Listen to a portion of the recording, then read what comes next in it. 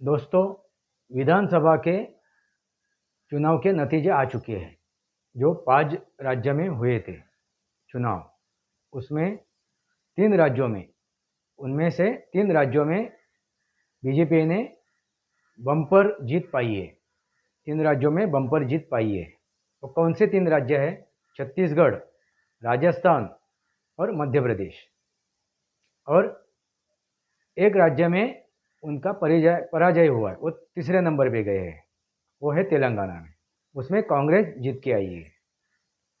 इसके ऊपर हम लोग चर्चा करेंगे। पनौती कौन है और चुनौती कौन है? पनौती कौन है और चुनौती कौन है?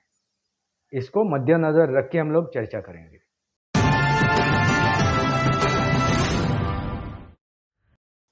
नमस्कार दोस्तों, वास्तवावर बोलो गायत्री इस श्रृंखला में फिर एक बार आपका स्वागत। दोस्तों, आज ही 5 विधानसभा के चुनाव के नतीजे आए हैं और उनमें से 3 विधानसभा में राजस्थान, छत्तीसगढ़ और मध्य प्रदेश, इनमें बीजेपी बम्पर वोटों से, बम्पर उम्मीदवारों से जीत के आई है। काफ़ी बड़ी जीत है। अरे बड़ी जीत किसकी है? तो सामान्य कार्यकर्ताओं की। सामान्य कार्यकर्ताओं की, जमीन के लेवल पे उन्होंने काम किया है। नेताओं की, जिन्होंने भी प्रचार किया है। और जो बड़े नेता हैं, जो भी बड़े नेतागण हैं, उसमें कौन कौन आ गए? नरेंद्र मोदी जी, अमित शाह, जेपी नड्डा वगैरह वगैरह, इनकी भी उतनी उसमें योगदान है। दोस्तों, एक क्यों हुआ कि सबका साथ, सबका विश्वास और सबका प्रयास, सबका प्रयास, इसके वजह से हुआ है। सबका साथ, सबका विश्वास और सबका प्रयास, इसके वजह से ये जीत उन्होंने पाई है। मगर आप बोलोगे तेलंगाना में तो कांग्रेस जीती है, उसके बारे में भी बात करेंगे। पहले ये जीत समझ लेते हैं। इस जीत में राहुल गांधी की भी योगदान है। ये बीजेपी के जीत में राहुल गांधी का भी योगदान है। एक कैसा योगदान है?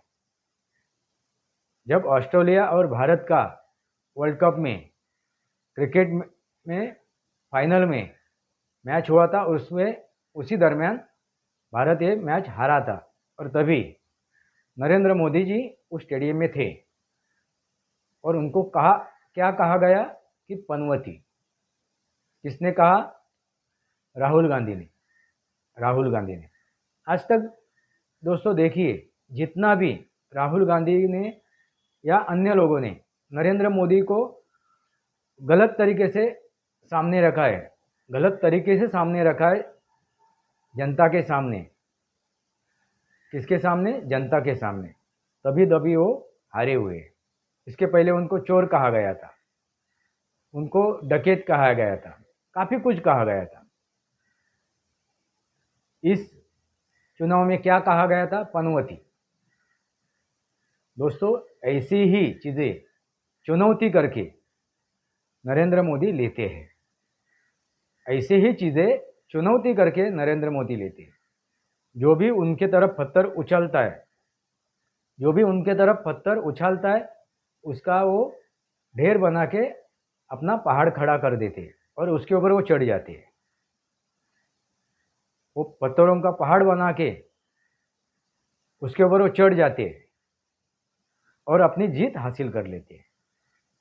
यही चीज़ें अभी इस चुनाव में भी घटित हुआ। अभी कौन पनौती है और कौन चुनौती स्वीकारने वाला है, आप ही समझ जाइए। जब से राहुल गांधी सक्रिय हुए, किसमें? कांग्रेस में, उन्होंने भाग दौड़ संभाली है। उन्होंने भाग दौड़ संभाली है कांग्रेस की। तब से कांग्रेस का ग्राफ नीचे आते गया है। तो पनौती कौन है? आपका जवाब लिखिए, पनौती कौन है और चुनौती किसने स्वीकारी? और चुनौती किसने स्वीकारी? एक सामान्य कार्यकर्ता से वो मुख्यमंत्री बने, मुख्यमंत्री से वो पंतप्रधान बने और 2 बार उन्होंने लोकसभा में जीत दर्ज कर चुके हैं और तीसरी बार वो 2024 में जा रहे हैं।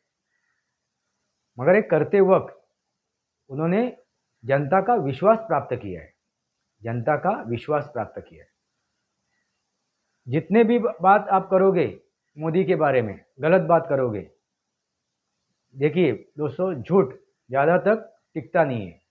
कितना भी आप झूठ बात करो, झूठे पहाड़ बनाओ, वो एक ना एक दिन गिरने वाले ही है।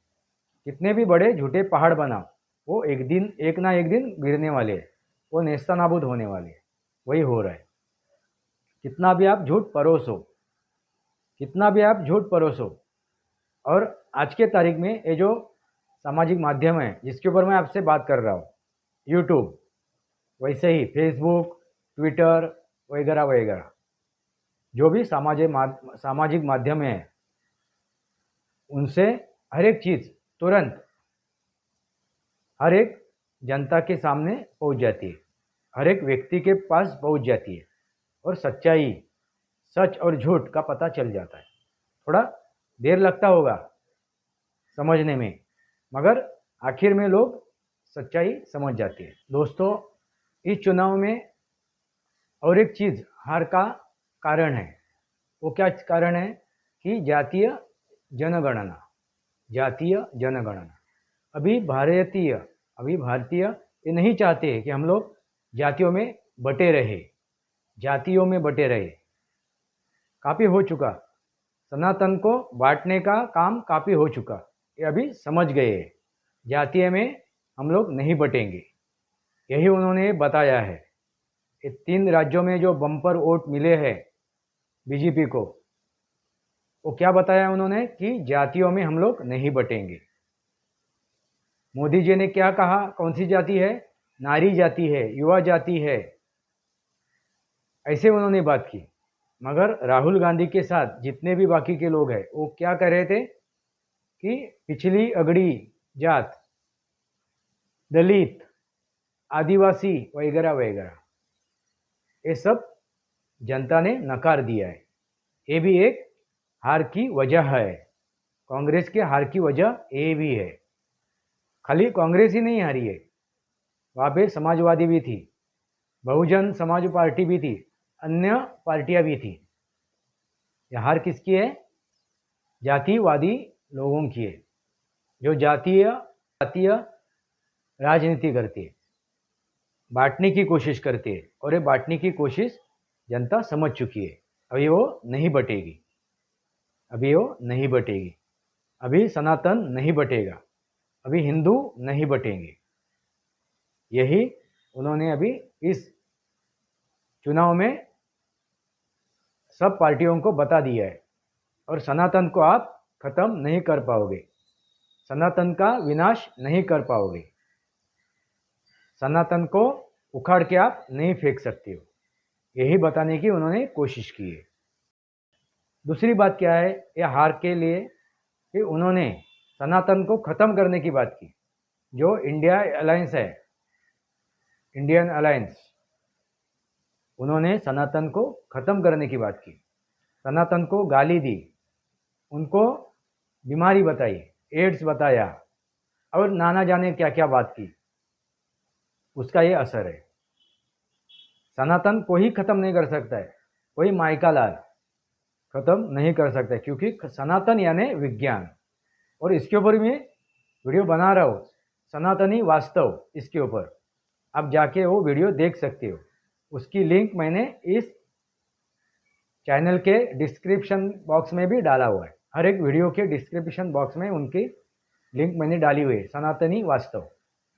वो जाके आप देख लीजिए वीडियो, तो आपको पता चलेगा सनातन क्या है। और सनातन कोई माइका लाल ख़त्म नहीं कर सकता है। वो क्यों, उसकी वजह मैंने उसमें दर्ज की हुई है, वहाँ उसमें बताई हुई है, आप जाके देख सकते हो, सनातनी वास्तव। दोस्तों, यही हुई है बात, उनका हार का कारण यही है। दूसरी चीज़ है कि परिवारवाद। दोस्तों, एक हद तक ठीक है, एक हद के बाद कोई भी संगठन परिवार के जकड़ में रहेगा परिवार के हाथ में रहेगा, मुट्ठी में रहेगा, तो संगठन बढ़ेगा नहीं, उसकी वृद्धि होगी नहीं, उसकी अधोगति ही होगी। राजा रजवाड़ों के समय से आप देखे जाओगे, राजा रजवाड़ों के समय से जिनके हाथ में वो राजा राज्य की भागदौड़ रही, परिवार दर परिवार की, तभी वो राज्य फिर वो तभी भी वो राजा रजवाड़े खत्म हुए, उनका दौर खत्म हुआ है एक हद के बाद। वो और किसी के हाथ में जाना चाहिए जो काबिल है, जो काबिल है, तभी वो संगठन बच सकती है। एक तो कांग्रेस ये संगठन बनाने वाला कौन है? एक अंग्रेज। तो उसकी सोच क्या होगी? वही सोच आज तक चलती आ रही है। अंग्रेजों की सोच आज तक कांग्रेस में चलती आ रही है। जैसे जैसे वक्त जाता गया, वक्त जाता गया, वक्त बीतता गया, जैसे जैसे वक्त बीतता गया, वैसे वैसे लोगों को समझ में आया कांग्रेस क्या चीज़ है। कांग्रेस यानी अंग्रेजों की नाजायज औलाद, कांग्रेस यानी अंग्रेजों की नाजायज औलाद। जैसा जैसा समय बीतता गया वैसा वैसा लोगों के समझ में आ रहा है। इंदिरा गांधी बम्पर वोटों से जीत के आई, राजीव गांधी बम्पर वोटों से जीत के आया। वो सहानुभूति की लड़ाई थी, वो सहानुभूति की।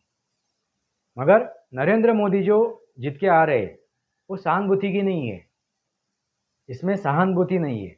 उसमें क्या है? नरेंद्र मोदी जी का काम है जो उन्होंने गुजरात में दिखाया है, जो उन्होंने गुजरात में दिखाया है। और उसके बाद वो केंद्र में, दिखा रहे। 2014 से 19 तक दिखाया, और अभी 2019 से 24 तक वो दिखा रहे। उनका कार्य, उनकी नीतिमत्ता, उनकी नीति मूल्य वो समझ में आ रही है। यही ये जीत है। अभी आप बोलोगे कि तेलंगाना में तो बीजेपी का नंबर आया ही नहीं। तेलंगाना में तो बीजेपी थी ही नहीं। तेलंगाना में तो बीजेपी का अस्तित्व ही नहीं था। तो भी अभी वो 7-8 उम्मीदवार उनके जीत के आए हुए, 7-8 आमदार उम्मीदवार उनके जीत के आए हुए। वो तीसरे नंबर पे, और कांग्रेस क्यों जीत के आई? क्योंकि दूसरा कोई ये नहीं था, ऑप्शन नहीं था। तेलंगाना के जनता के सामने दूसरा ऑप्शन नहीं था, क्योंकि धरातल पे बीजेपी ने उतना काम नहीं किया था। तेलंगाना में उनकी उतनी पॉपुलैरिटी नहीं थी जितनी अन्य देशों में है, अन्य राज्यों में है। उतनी पॉपुलैरिटी तेलंगाना में नहीं थी। वो अभी शुरू कर रहे। इसके अगले चुनाव में शायद बीजेपी आ भी सकती है, तब तक वो अपनी जमीन बना लेंगे। मगर ये हार बीजेपी की नहीं है तेलंगाना में, ये हार किसकी है? तो बीआरएस की। जो वहाँ पे मुख्यमंत्री थे उनकी हार है, बीजेपी की नहीं है, वो उनकी हार है। और जीत किसकी है? थी कांग्रेस की है। उनको परिवर्तन वो चाहते थे, कौन? तेलंगाना की जनता। और उन्होंने परिवर्तन लाया है, तो वहाँ पे बीजेपी की हार नहीं है, वहाँ पे हार किसकी है? बीआरएस की। दोस्तों, बात समझ में आई होगी आपको। कौन पनौती है और कौन चुनौती है, कौन पनौती है और कौन चुनौती है। और ये चुनौती देने वाला, उसकी चुनौती स्वीकारने के लिए किसकी ताकत नहीं है? जो चुनौती दे रहा है उसकी चुनौती स्वीकारने की ताकत किसमें भी नहीं है। इसलिए सब लोग इकट्ठा आए हैं। अकेले लड़ने की ताकत इनके पास नहीं है, चुनौती देने की ताकत इनके पास नहीं है। इसलिए वो इंडिया अलायंस बना के इकट्ठा आए हुए हैं। किसको निकालने के लिए, किसको उखाड़ने के लिए? नरेंद्र मोदी जी को, जो चुनौती दे रहे। और पनौती कौन है? जिन्होंने कांग्रेस का ग्राफ नीचे करते गए हो। अभी मुझे नहीं लगता है कि 2024 में जो अभी वो 40 है, वो 40 से ऊपर निकलेंगे, 40 से 50 हो जाएंगे, नहीं हो सकता है। 40 से नीचे ही हो जाएंगे। 40 से 20 भी हो गए, 10 भी हो गए तो कहीं आश्चर्य की बात नहीं है, क्योंकि ये पनौती है। आपको समझ में आया होगा। ये चुनाव के नतीजे के ऊपर, ये जो चुनाव के नतीजे थे उसके अनुसार आपको समझ में आया होगा कि कौन पनौती है और कौन चुनौती है, कौन पनौती है और कौन चुनौती है। वास्तव और बोलू गायत्री इस श्रृंखला को सब्सक्राइब कीजिए, बेल आइकन दबाइए। मेरे विचार सही लगे तो लाइक कीजिए और आपके विचार कमेंट बॉक्स में लिखिए। आज के लिए इतना ही। भारत माता की जय, वंदे मातरम। जय भारत, जय महाराष्ट्र।